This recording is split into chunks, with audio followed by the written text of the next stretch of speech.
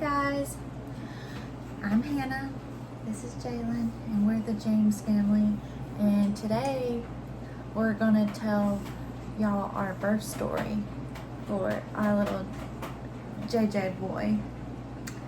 First off, I will tell y'all, okay, so with my first, Savannah, I had a C-section, and I had pushed for 5 hours, and I just couldn't get her to drop. And so this pregnancy, I was like, I do not want a C-section. I really want a vaginal birth. All the doctors were like, I don't know if you'll be able to do it. Even one doctor was trying to be like, no, you shouldn't do it. It's like all the risk, uterine rupture, everything. But I really, really wanted it. So I hired a doula. I really wanted this vaginal birth. So every day up until birth, like especially in my 3rd trimester, I would be curb walking, do the spinning babies, doing the mile circuit. I mean, curb walk, I already said that, but all of the... And with our first child, with Savannah, she ate a lot of processed foods. We ate a lot of junk food. We ate basically everything under the sun, and she was not active. Not even a little bit, you know. But with this child, my wife was a lot more healthier and more active, and as a result, with him, he was 9 pounds 6 ounces, right? 5 ounces. 9 pounds 5 ounces, but he didn't look like it. But that's because his bone density. He had strong bones and a lot of muscle, and that's very significant. That's because of what she was doing and what she was putting into her body, you know. She fed him a lot of good proteins. She fed him good vitamins and minerals that your body needs every day. And she was exercising and being active, and as a result, he came out very healthy. I really wanted this vaginal birth, and I didn't know if I was going to get it or not, and so I would pray every day. That I think that's also really important, is that I prayed and prayed and prayed for this vaginal birth. Which I know that sounds silly, but I really wanted to experience birth the way God made it to be. I feel, and not everybody, if you had a C-section, that is your choice, and I don't see anything wrong with it. But for me, I felt like something was being taken away from me as a woman. Like, why can't I give birth? I want to give birth. Why can't I give birth? It was like, I don't know, it just made me feel less than. And so this one, I wanted to not prove to myself, but I wanted to, this time, if I had a C-section, I knew if this was God's plan, and I did everything I could. Yeah, that's what you have to do. You have to, it's basically working out your faith, you know. You can believe in something, but if you're not showing anything for it, how much faith do you really have? How much do you actually believe in it? I remember December 13th, 2022. That's the day that our daughter Savannah, our firstborn, came into this world. My wife was so disappointed in herself because she couldn't push, and we couldn't get the baby out, and she was so disappointed. And at that time, for a good portion of it, it robbed her feeling that way. It just robbed her of the blessing that we were experiencing. Like, yes, she wasn't able to push, but at the same time, she was still a healthy girl, and that she was able to come into this world safely. And at that time, at that point in time, that because of the way she felt in her flesh, she kind of let that kind of get in the way of the actual blessing, of the actual gift that God gave us, and that was our daughter Savannah. And but you have to give it your all, have faith. Have faith in God's plan, and what she said, prayer. A lot of people don't realize the power in prayer, and you have to believe in that. Before I went into labor, well, actually, the night I went into labor, but I had him that morning.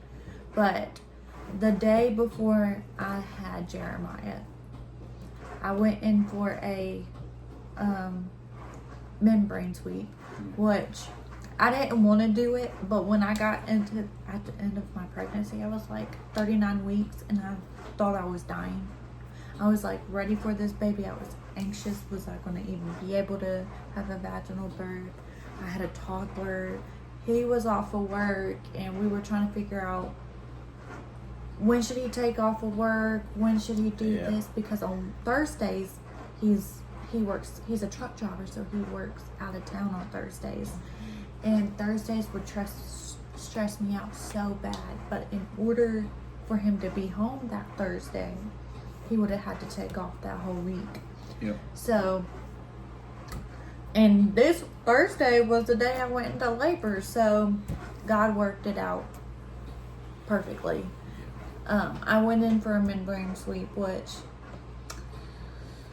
that's not totally natural, but I mean, it's more natural than some things that you can do. She went last minute because she had the opportunity to get the membrane sweep a week before. And then we went to Olive Garden because I wanted some Olive Garden, and he treated me to some Olive Garden. Then we came home and we took a nap. Still not feeling any different. So we get up, we go to the park, we curb walk for like 45 minutes.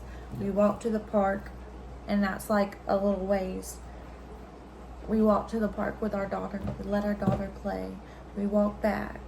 We come back home. We do the mile circuit. We do spinning babies. I bounce on my ball. Yep, that whole day was dedicated to let's get this baby out of here. Yeah. And literally from the time that we woke up and the time that we got home, like the last thing that she done was a spinning baby. Is that yeah. And it was 8, 9 o'clock. Yeah, it was like 9 o'clock. Yep, 9 o'clock. No, it was more like 10 o'clock. Something like that, yeah. Okay, so it was like 10 o'clock. We get in bed to have some leftovers because I wasn't feeling anything. I mean, I was feeling a contraction here and there, but nothing different than I've already felt. So I take a shower, we get in bed, we eat our leftovers.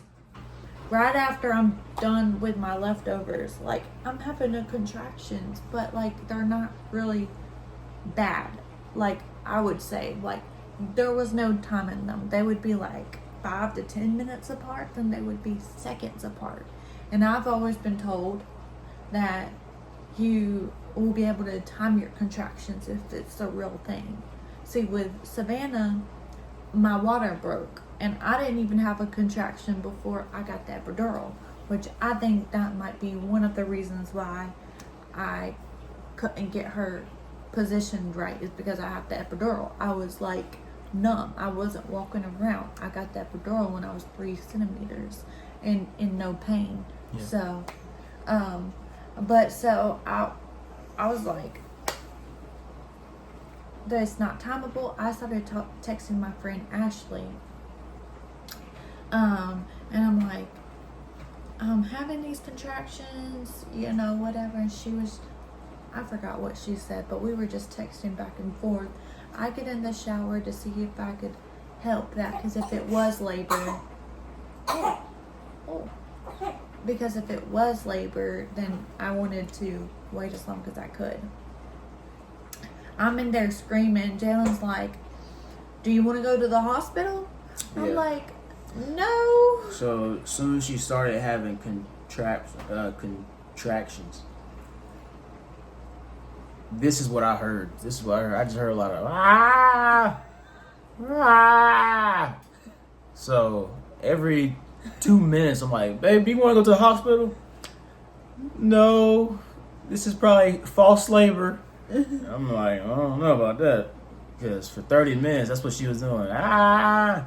And I I was getting in and out of the shower. Like, I would go. Finally, I have to use the bathroom. And I sit down and I popped straight back up. I could not sit down. So I texted my friend Ashley, is it weird that I can't sit down? And she was like, you need to go to the hospital now. Baby boy is coming. He was like, I'm going to be honest. When that's the feeling I had right before I started pushing. And so I was like, getting in the car, and by that time my pain level, I don't even know what I'm doing. We had to get my daughter, and he was like trying to get everything together. And yeah, so while all this was going on, I had a feeling we was going to go to the hospital. So 30 minutes before we left, I had a feeling that we was going to go. So I contacted our friends that was going to watch our daughter. At this point, it was, 12 in the morning? Yeah, it was like 12 or, yeah, 12. But those 2 hours went by fast because I was like, yeah. And so I'm going out the door. I just put some clothes on. I probably look like, I don't know. I look like a crazy person. I get in the car and I cannot sit down. So I'm like, we get our daughter in the car and everything, and I cannot sit down. So I'm like standing up in the car. And so from here to the our friend's house that we dropped our daughter off at, 20 minutes. 20 minutes. So I'm like, and my daughter is just like, what's going on? She's never been awoke like past 1 year old. She's never been woken up in the middle of the night. So she's like, she's kind of having a good time. She's like, oh, what's going on here? Yeah. What are we doing? And like, where are we going? That's not how I pictured like going to the hospital being. I don't know. I thought it would be like, okay, we know we're going into labor. We're going to drop our daughter off. I'm going to be able to tell her bye. No. We get to drop her off. I barely even speak. I'm yelling. I don't even tell my daughter bye. I'm like screaming at him, let's go. Hold on. Before we get to the hospital, on the way there, so she's basically standing up in the car. And we have an SUV, so it's a little bit easier to kind of stand up. And she's a little bit shorter, so it was kind of easier to stand up. But nevertheless, she was standing up, hanging on to stuff. And instead of hanging on to the little bracket, to the handle, she was hanging on to the sun visor. And what made it worse is she was hanging on to my sun visor in the driver's seat. So imagine she's driving. Meanwhile, her hand, she's standing up and her hand is like this. And she's hanging on to stuff.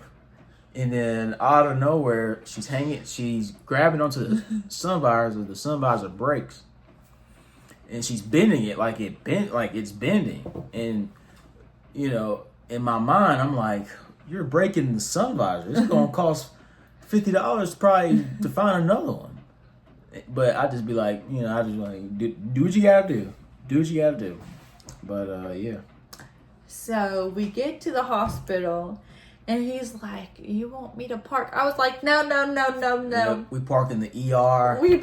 We get out. The car is still running. We get out. Yeah. I'm screaming. I'm like, first of all. She's like, help me. Yeah, she's like, help me. And the people like in the office was like, go. Yeah. Go. Like, go. And I had no shoes on. We didn't need no ID, no nothing. It was like, go ahead. Go. Yeah, I would have, yeah. And no shoes on. No shoes on or anything. I'm screaming. We get up to the labor and delivery floor, and the receptionist is asking me for my name, this, and this. I don't know. I'm like, I barely know my name. And then she kept asking me. And then I was like, I gotta go use the bathroom. I go use the bathroom, and the bathroom is like right by receptionist. So I go use the bathroom, and I'm using the bathroom, and I scream, "There's blood! There's blood!" And Jalen goes, "That's good, that's good." And like, yeah. And not to mention, I was in a wheelchair. They had handed me a wheelchair, and I couldn't even sit down. Like, she couldn't even sit down in the wheelchair. So what she does is, on the hospital floor, she's in the wheelchair. Then she gets out of the wheelchair, goes on the floor. Goes on the floor. I'm like, what are you doing? I was in so much pain. I don't know. I didn't know what I was doing. And then she finally gets whatever she needed to get. He gave the information, and and then she was like, "Go wait in the waiting room." I said no. I was like, "No, you need to call somebody right now." She was like, "I texted the charge nurse. I don't care who you need to text. The baby is coming right now." I bet they didn't think I was. I think they thought I was crazy. They knew that she was in pain and all that stuff, but they did not realize how fast this baby was going to come. Yes. Because we went into the little room. The first nurse checked me, and then she was like, "She's complete." And then she was like, "Well, you check her." And she checked her, and that's when the water went on the nurse. So then, yeah, like he said, it was like a Grey's Anatomy thing. Like, they're like calling everybody. Also asked me, "Is this my first?" And I was like, "No." You are beautiful. It's... Okay, go ahead. It's my second. And I was like, "But with my first, I had a C-section." And their look on their face was like terror. She gets on her phone. She was like, "Yeah, it's a Vbac, da da da da da." And so I get in the room, and there's like 10 people in the room, and they're all rushing around, and I'm screaming, and they weren't ready for this. They weren't ready at all. No, they weren't ready. They were trying to get the room together. It was craziness. Everybody was like going around. They were trying to put an IV in me, and I was fighting them. I was like, "No, don't, like, why?" They had to like hold me down to put the IV in because I was like screaming, and and I was screaming to him to call my doula. He was like, he was calling them, and they were trying to get here. But anyway, so, everything is starting to happen, and the doctor like comes in like 2 minutes. 2 minutes after I only get in the room. So the doctor comes in the room. The nurse had asked me, did I want an epidural? And the doctor looked at me and was like, "Honey, there's no time for epidural. You're going to have to push this baby out." And she gave it to me like straightforward. And I was like looking at her like, oh my gosh. Like at that time, first of all, I don't even know what I'm thinking. I'm thinking, because I pushed for 5 hours with my first, so I'm thinking it's going to at least take me an hour to push him out. Yeah. And so I just start pushing, and I'm not even on my back. I'm like kind of on my side, and I'm like just pushing with the contractions. What I did like that I could feel my contractions, so I could feel when I was needing to push. With my first, they had to tell me when to push. And so I really liked that I could feel when I needed to push. But I started to push. And then Jalen goes, "You can see the head. You can see the head." Yeah. And so that just made me like just push even more. And I think I pushed him out within 5 minutes. Yep, within 5 minutes. So we left from here at like 12. We left the house at what, 12:30? Yeah. And we got to the hospital at what? It's like 1:45. Yeah, 1:45. And we had him at like 2:13. Yeah. So that's how fast everything happened. It happened so fast. It happened. Yeah, I couldn't comprehend that because I was in so much pain. Like, obviously, you're having a baby, but you're not comprehending, like, Yeah. because you're just... Her goal is get him out, like get him out of there. Yeah. And it was so funny. Right after he was born, this was her. She was like, "I did it." I didn't get those like nice labor shots or anything because I still had my clothes on. I still had my shirt and bra on because when we had gotten to triage, before they even told me to check me, I started stripping I just took my pants and shorts off. Those pants and shorts are still at the hospital. The hospital owes us some shorts and some underwear. So. Yeah. And so those were Nike shorts. You know how much Nike shorts cost? Y'all owe us. Y'all owe us. I didn't tear. Didn't tear, and that's from all the stretching that she was doing on a daily basis, for what, like 3 weeks straight. Yeah. Yeah, and she didn't stretch, and you might say that's not a big deal. Usually, most people that have natural births, they tear, and they tear a lot. Yeah. You know, it takes a long time to heal. Also, he was a big baby. He was 9.5 pounds. The doctor was like, she was like, that was the fastest Vbac I've ever seen, especially with how big he was. Which, you know, whatever. Yeah, and yeah, it was a lot to process, but it was a huge blessing because it just gave me a whole different perspective on life, and I believe all things work together for good to those that who love Christ, and so experiencing that, it just gave me another level of reverence and respect for God, just to experience it that way, the natural way. And because before with Savannah we didn't, and then with him we did. It's just, it gives you a whole perspective on life, how life comes into this world, and it's honestly just so beautiful how everything happens. And it was such a unique time that the doctor that gave birth, she sent us a card, and it says, "Hannah, you did such an amazing job and pushed well to deliver that big boy. It was a pleasure to be a part of your delivery." Goodrich, Dr. Goodrich. And so, but after I gave birth, I mean, it was so different. I mean, obviously I'm hurting, but I'm, what is the hormone that makes you feel like all happy and jittery and stuff? That hormone is dopamine. Yep. Okay. Dopamine. Well, whatever the hormone was that I had, it was like, Yep. I was... Dopamine, yeah. Okay, so, yeah, I was feeling...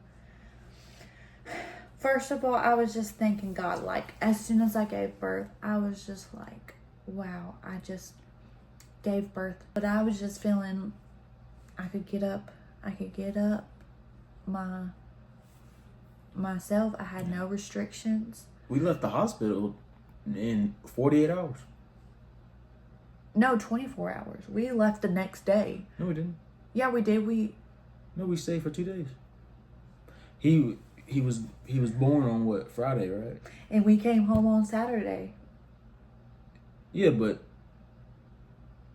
he was born. It was more so like 36 hours that we were there.